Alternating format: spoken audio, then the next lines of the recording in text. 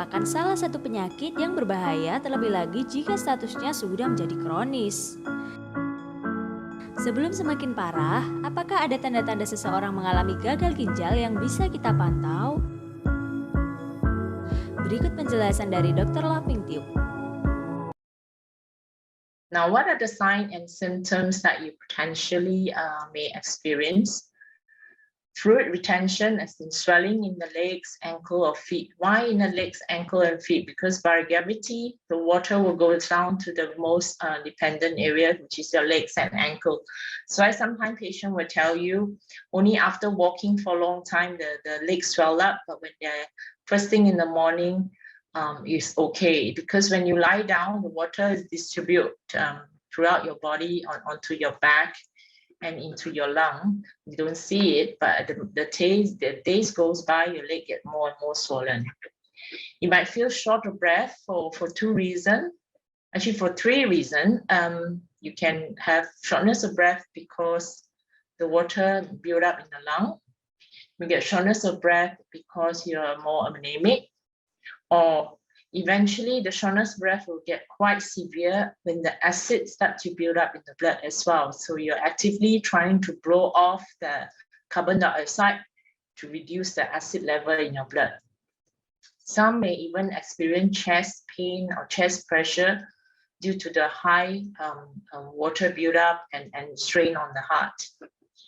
A person may feel fatigued, easily tired, wants to sleep all the time, because the person's anemia, as well as the waste level build up causes the fatigue. When severe enough, they can have confusion because the waste product is very high. Some may even cross the blood-brain barrier and causes confusion. Nausea can come by the time you reach stage 4. Some patients can even tell you when they're brushing their teeth, they can feel like they want to vomit, or the taste of food or the smell of food makes them nausea. So this is at the very severe stage of kidney failure. This type of symptoms will appear. Weakness, because the body is high in potassium level and low in calcium level, they can present with weakness. And that can also be the reason for the irregular heartbeat. Due to the low calcium and the high potassium level. And some patients may even have uremic breath. That means that they have the smell of ammonia in their breath, like smell like urine when the breath. Apakah penyakit gagal ginjal akut ini hanya menyerang orang-orang di usia tertentu? Bagaimana dengan gaya hidup? Apakah sangat berperan dalam menyebabkan seseorang menderita gagal ginjal akut? So, who are the people at risk of chronic kidney disease? Elderly, anyone reached the age of more than 60 years old. Why is that so? Well, not everyone aged 60 years old will have chronic kidney disease, but they are at risk is because, as I said, how many kidney filter you have that's what you have for the rest of your life. As you age, you will lose more and more kidney filter, and that's why if everybody live long enough, you will have some form of reduced kidney function. The patient with diabetes, because diabetes destroy the blood vessel, therefore reduce the blood flow to the kidney. High blood pressure, again, because it destroy the kidney the blood vessel, and leading to basically narrowing and thickening of the blood supply to the kidney filter. The heart, cardiovascular disease, so any heart problem that you may have potentially if you have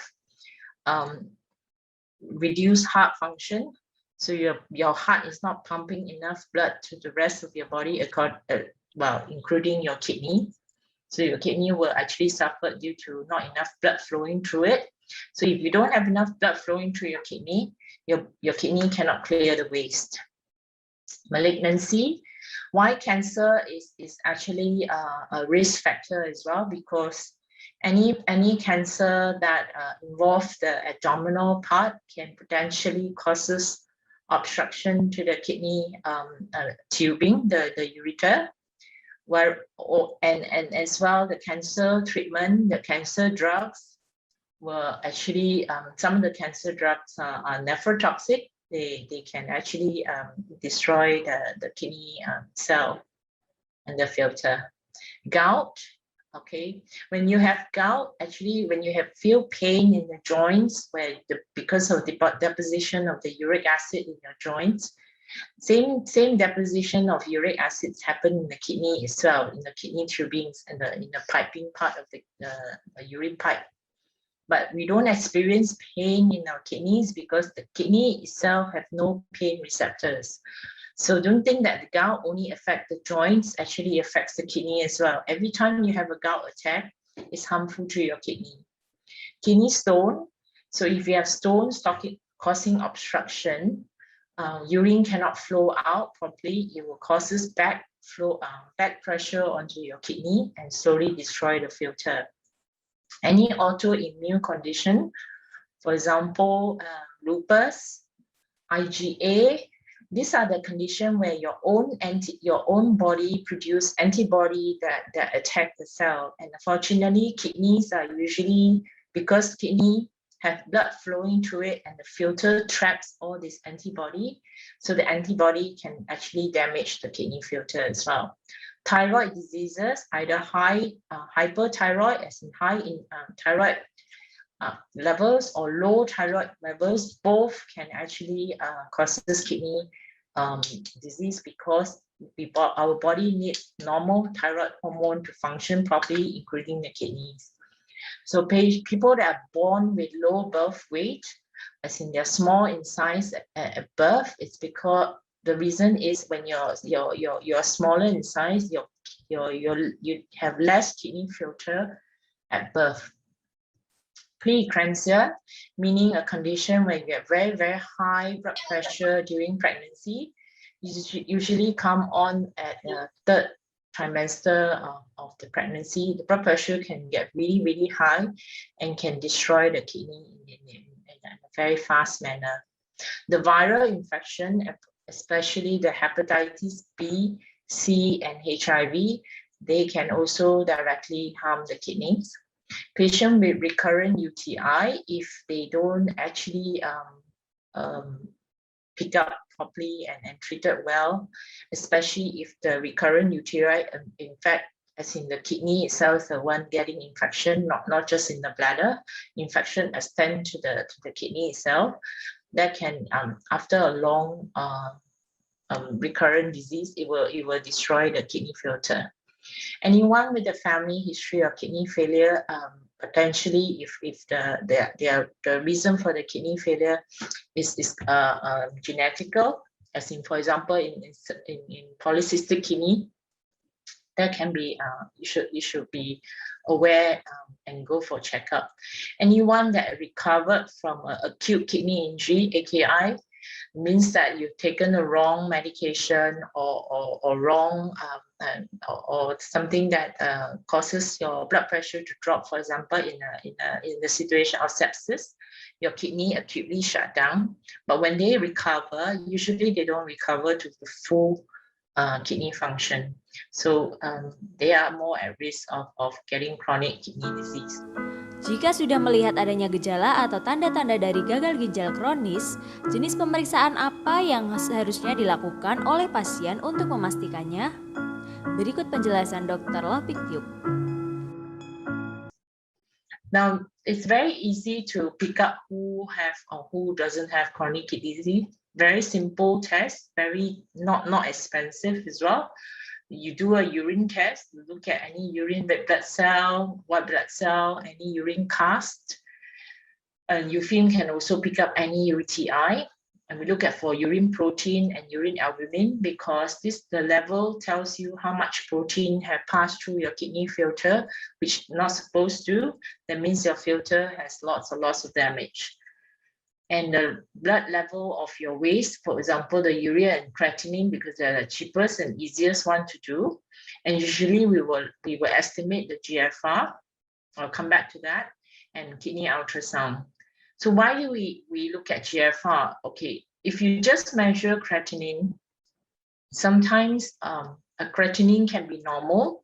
For example, the blood creatinine, the creatinine level is only 1.1 or 1.2. In a small size person that is only 40 kilo, a creatinine of 1.2 or 1.1 is actually a quite severe or moderate damage of the kidney function already, because the creatinine will not factor in your weight, in your height and your age. As you age, you lose muscle mass, you lose weight, so your GFR will drop, whereas the creatinine will still stay quite normal until your GFR drop down to less than 60. You start to see someone's creatinine goes up. So actually, it's important to look at the GFR, not just the serum creatinine, if you want to pick up chronic kidney disease in an earlier stage where you can make a difference. Kita tahu bahwa kondisi tubuh yang sedang sakit harus diperhatikan dengan baik agar bisa kembali pulih dan penyakit tidak semakin parah. Lalu bagaimana cara mengontrol kondisi tubuh pada penderita gagal ginjal akut? Sebelum mendengarkan penjelasan Dr. Loh Ping Tyug, yuk tekan tombol subscribe dulu biar kita tambah semangat buat bikin konten yang mengedukasi kamu. Now, if you have chronic kidney disease, what can you do? Okay, it's important to control the blood pressure, because if your blood pressure is high, it will continue to damage more blood vessel. It will continue to damage the kidney filter and causes you to lose more and more filter. And it is also important to know not to have too low a blood pressure, because your kidney needs a certain amount of blood flowing into the kidney. So it's important to know what blood pressure and when is your blood pressure high, and the 24 hours a day, what time of the day your blood pressure is. So it's important to actually check your blood pressure. In fact, if you can, on a daily basis, if your kidney function is quite moderately damaged, you should actually make it a habit to check the blood pressure daily. If you have diabetes, you should know what are the blood sugar goal that you should achieve. If you're young, it will be advised to actually aim towards a lower sugar control level compared to someone that in 70 or 80, because the diabetes damage the kidney in the long term. Okay, if you have like 20 or 30, 40 years to go, you need to control it as well as you can, so that this kidney can last longer. If your lifespan is 80, it is not advisable sometimes to control the sugar too low, because you may run into a problem of too low a sugar level. So it's important to know what is your blood sugar goal, and discuss that with your doctor based on your kidney function. Regular check to monitor kidney health. Why do we need regular check? Is unfortunately chronic kidney disease most of the time is asymptomatic, as in you don't have any symptoms at all until you reach quite to the stage 3B or stage 4. At that time, some people might not even have symptoms. They just look as normal and then they function normally. So they may not know they have a kidney problem unless they do a blood test and urine test. And always understand your medicine and how it works in your body. So your doctor will give you medicine for your high blood pressure. They give you medicine for diabetes. They give you medicine for cholesterol. It's important to know what this medication do and how it affects your body, because 1/3 of your medication are cleared by the kidneys. As your kidney lose this function, the medication will build up, so the effect of it will be much stronger when your kidney start to lose function. For example, let's say you are on a beta blocker, which slow down your heart rate. If your kidney start to lose its function, the beta blocker effect will be much stronger. You find that the heart rates were very, very low, and you will know why. So it's important to understand your medicine. For another example is diabetic medication. Blood your diabetes medicine, a lot of them are cleared by the kidney as well. As your kidney start to lose function, the effect of the diabetes medicine get much stronger.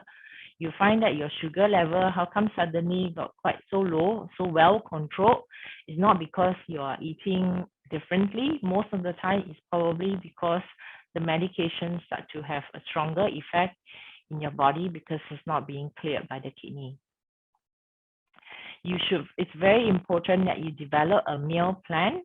And this is very, very important, which I will come back to it and elaborate further. Always stay physically active. Why? Because when you're active, it improves the blood circulation and you help your body get the blood through your whole body and get all the waste out and then clear by your kidney. So it's important to stay physically active if you can, walk around, move around, so that as long as your heart is able to do that, obviously. Okay, aim for healthy weight, because if the more body mass that you have, the more waste your kidney needs to clear. So, and maintain a good healthy weight so that it doesn't cause more burden to your kidney. It's important to get enough sleep, because if you don't get enough sleep, your blood pressure will go up, your stress level will go up, the stress hormone will go up. All these are harmful to the kidney. Stop smoking if you are a smoker. Find healthy ways to cope with stress. Again, this is because when you're stressed, your blood pressure will go up. And again, I put blood pressure right on the top here because blood pressure is the most important thing to determine how long your kidney lasts. Because your kidney needs the right amount of pressure, not too high, not too low. Now, this is the part that okay, the last slide is on what you need to do. So the 10 things that you need to do, okay? But this is an extra thing on what you need your doctor to do, okay? But sometimes your doctor do not know you have kidney problem, other doctors that you don't normally go to, or you only encounter the doctor because you start to have certain problem. It's important to know what they're gonna do so that you know you need to know they need to watch out for your kidney. Okay, medication error. There are certain antibiotics that are harmful to the kidneys.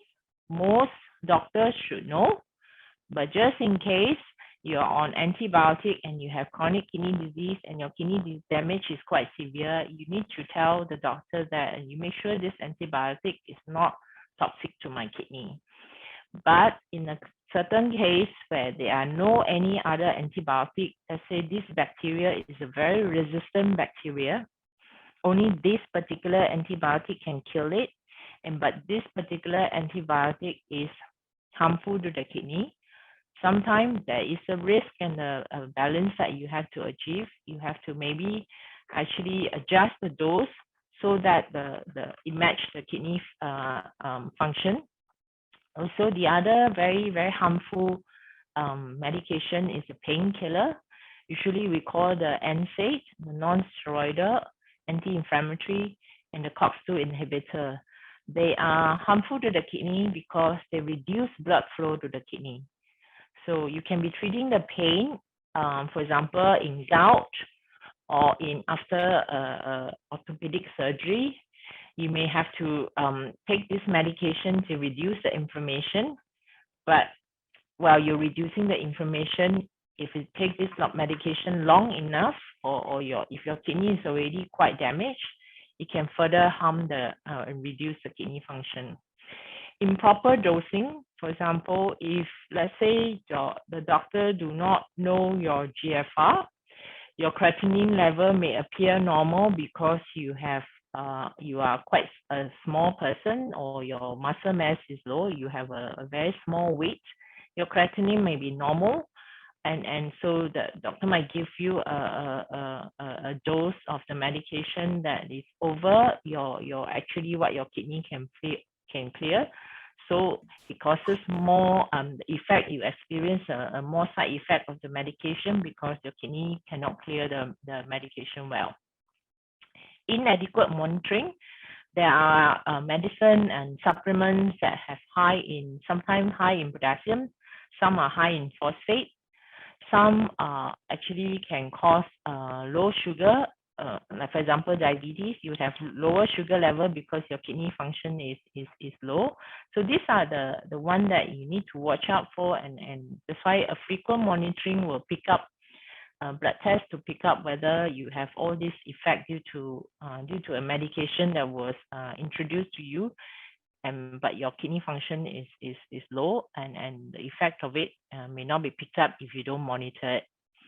Diagnostic tests, for example, a contrast study to look at your heart vessel, whether there's any blockage, or contrast to look at your leg vessel, whether there's any leg any blockage in your leg. This contrast is again harmful to the kidney. If you have kidney function, your kidney function is not good, they don't clear the contrast very well, the contrast can build up and cause more kidney damage. So it's important to know and what your kidney function is when you do a contrast study, because a contrast study, what you need to then decide, is this life-threatening, then there's no choice. If this risk has to be, as in the benefit of it have to outweigh the risk of potential kidney injury. Gadolinium usually used in MRI as a contrast for certain part of the body that are better well imaged by MRI. If you have reduced kidney function, because gadolinium is cleared by the kidney, if you have reduced kidney function, you're not able to clear the gadolinium. Sometimes if you do a lot of this gadolinium MRI, this gadolinium will build up in the soft tissue, and what it will cause is what is a term called systemic fibrosis. Is your skin will get hardened to try to basically around the place where there's gadolinium deposit around the skin, the soft tissue, the brain. So these are we will see this in patients with very, very low kidney function. They shouldn't go for a contrast MRI. Patients that are going for scope, they should avoid high sodium phosphate bowel prep, because the sodium phosphate can actually accumulate and causing obstruction in the kidney pipe, and that leads to acute kidney injury. So these are potential things that you may need to go to, and the doctor should know your kidney function, and you should, if not sure, ask the doctor to speak to your nephrologist so that to kind of weigh the risk and the benefit of the procedure. Fluid management when you're in hospital is important when you're fasting for a procedure to prevent dehydration. Sometimes you may need to be put up on the drip while waiting for the procedure, and hypotension because you're not able to drink or eat because during the fasting for the procedure. It's important that all these are potential things that can actually harm the kidney further. A heart failure exacerbation is there are certain, let's say you also have a weak heart on top of a weak kidney. So if you actually give someone too much fluid, too much water during the procedure, if it's a long operation, sometimes the fluid can build up and causes heart failure because the kidney can't clear the fluid, the excess water. So these are the things that you would like your doctor to know, but you should know so that you can actually highlight to your doctor when you're unfortunately if you're admitted or you have some procedure that you have to. Bagaimana diet sehat yang disarankan untuk pasien gagal ginjal akut? Apakah ada jenis makanan yang harus dikurangi atau bahkan dihindari? Go to. Now, come back to what I mentioned about meal plan. Okay, it's important to know what you can eat and what you shouldn't eat. So let me go through think about meat. Why we talk about meat? people with kidney disease can eat meat. Okay, not that they can't, but if they can, they should reduce meat or become a vegetarian. But if they can't, they can eat meat. But it's important you know and prepare the meat based on the dietary restriction, which we will talk about later, and the portion. Okay, because kidney is responsible for killing out the excess protein waste. So if your kidney cannot filter the protein, this protein waste will build up and cause the kidney to have to work even harder. So the kidney will get even more damaged if it has to work harder. So when it comes to a patient with chronic kidney disease, your doctor, your nephrologist will always talk to you about if you can reduce meat intake. And as your kidney worsen, as your kidney function drop further, maybe you should consider become a vegetarian, go on a plant-based diet. But if you want to continue to eat meat, it's generally a very easy guideline is to choose 1 serving per day. That means if you're gonna have your meat in at lunchtime, you should not again have the meat in at dinner, because 1 serving is about 1 ounce, which is less than 30 grams of meat. Basically, it's about the size of your palm. Okay, well, you should have an average size palm. Not if you have a, hopefully not a big hand. Okay, so about a size of your palm should be the rough guide to how much meat you should have, and that should be the 1 serving per day. But obviously, if your kidney function continue to drop and you're having less lower function, you should be actually limiting the meat at all if you can. Egg white is a good alternative source of protein, but the same proportioning applies. Now, I often mention to all my kidney patients to reduce salt. Why? Because kidney can't get rid of the salt when the kidney is damaged. The salt will build up, the water will retain, the blood pressure will build up. So when you have a higher blood pressure, you need more medication to bring down the blood pressure. That adds some more burden to the kidney. So if you can reduce the salt or no salt, so easier way to do is eat vegetables, because vegetables usually don't come in salt. Choose the plain fresh one, not the canned one or the pickled one.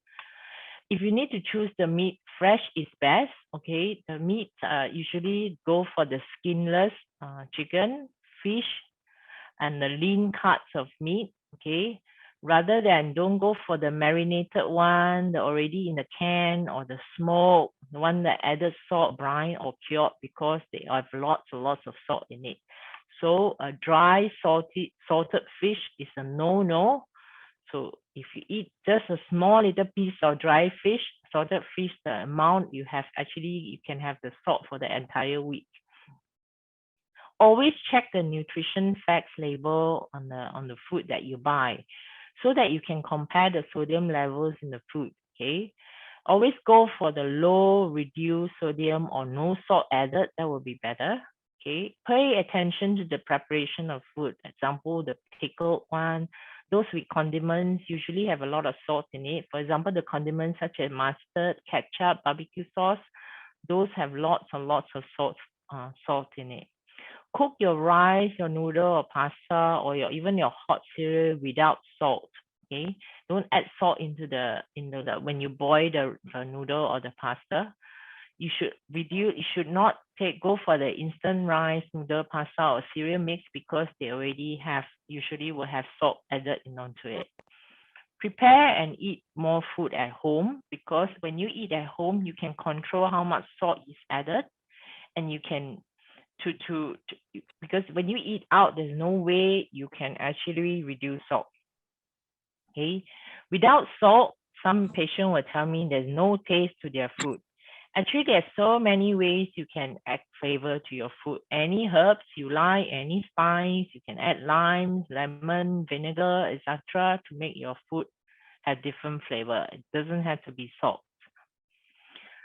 Watch the potassium. So things that are high in potassium here, as you know, kidney is supposed to clear the potassium. So if you don't actually watch out for the food that are high in potassium, the potassium can cause your heart to beat irregularly and causes heart problem, and some patient might even actually collapse and feel very bad when the potassium level is very high.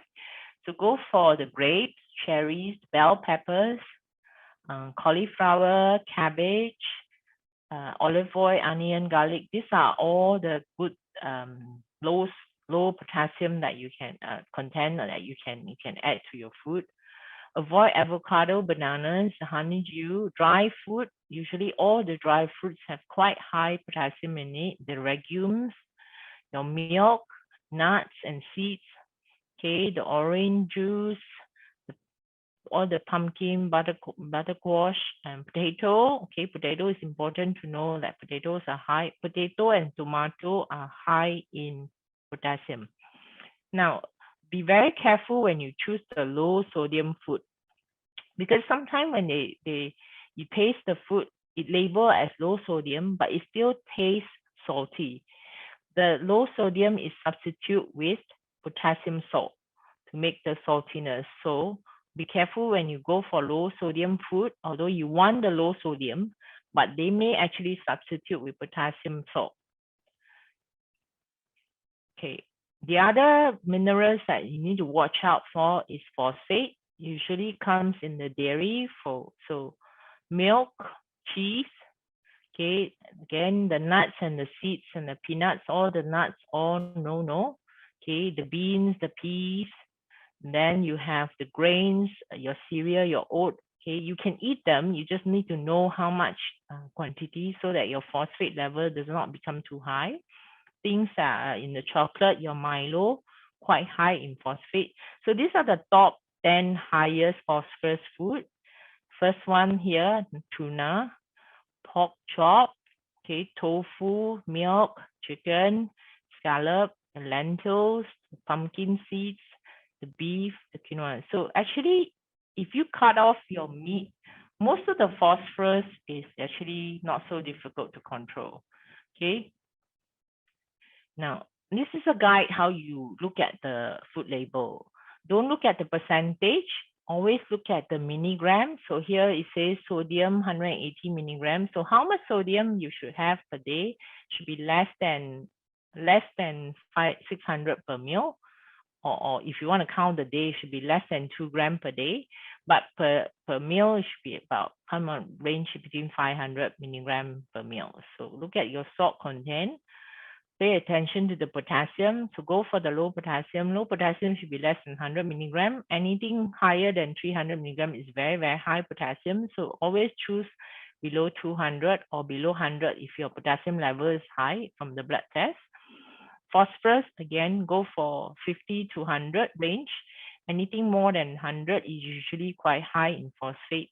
Pay attention to the phosphoric acid. It's actually a very, very high source. It's a preservative, so it's also a very, very high source of phosphate in the diet. Now, with such a restricted diet, you will need supplements. Because, for example, if you cut off meat in your meal, you will be low in protein. So your body can't make protein. So most patients will be supplement with keto acid. You need your iron because if you're not eating meat, you will be no source of iron intake. You need your calcium because you cut off milk. So your calcium and kidney, when you have kidney damage, again, the bone, you will develop this thing called the kidney bone disease, where your calcium level is low in your blood. So the calcium then come out from your bone to make the blood calcium level normal. So it becomes a problem. So these are actually the essential supplements. Okay, the rest of the supplement that you're taking, they are usually not if you have chronic kidney damage. Okay, these are the 4 essential supplements that most of your nephrologists will give you. The rest of the supplements are not the essential that need to have. Okay. Jika ada makanan yang harus dihindari, pastinya ada juga dong makanan yang disarankan dan baik untuk pasien gagal ginjal akut. Kira-kira makanan itu apa saja ya? Yuk simak penjelasan Dokter Loh selengkapnya berikut ini. But then we say, okay, I can't eat this, I can't eat that. What can I eat? Okay. These are the 5 food that you should have in your diet if you have chronic kidney disease. Okay, apples, okay, they are good because they're high in anti-inflammatory compounds. They can prevent constipation because now that your kidney can't clear the waste, it's important you clear the waste the other way by make sure you have a healthy bowel habit. So apples, if you can have an apples a day or 2 apples a day to substitute your lack of other things, that would be good. Grapes are antioxidant. They increase blood flow, which is good for your kidney. They have plenty of vitamins and minerals to leave you feeling healthy. So grapes are good.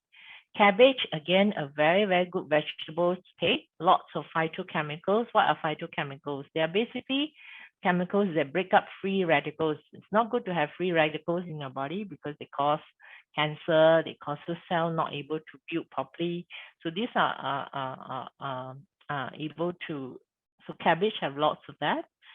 Cabbage is also high in vitamin K, vitamin B6, the B9, and the C. So it's a very good vegetable that you should have if you have kidney problem. Red pepper, again, not only you have a